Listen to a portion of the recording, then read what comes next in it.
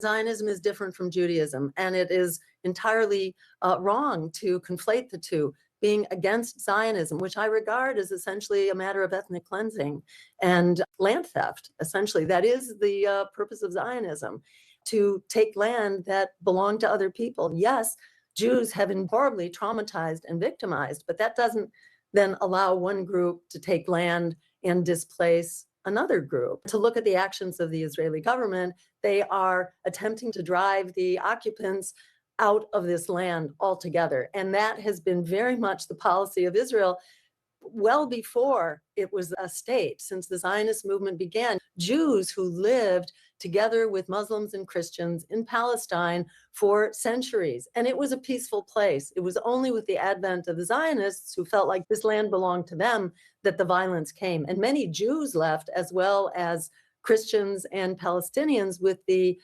entry of the Zionists. This is a very difficult topic for people of Jewish background to come to terms with.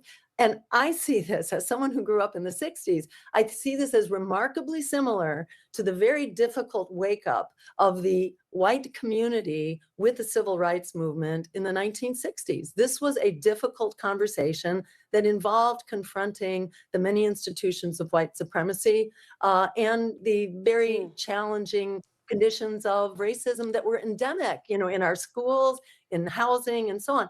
It's a I hear hard you. conversation, but it has to be had, and it cannot be shut down. I think it's really important to have it, especially because our tax dollars are funding this war, which the It American is. people vehemently protest. I hear varying different viewpoints on the complexity of this issue and personal opinions to that regard. And I do wonder if politics considers each and every aspect of it. My suspicions is that it does not, but this conversation has been very thought-provoking for me today. Thank you for joining us.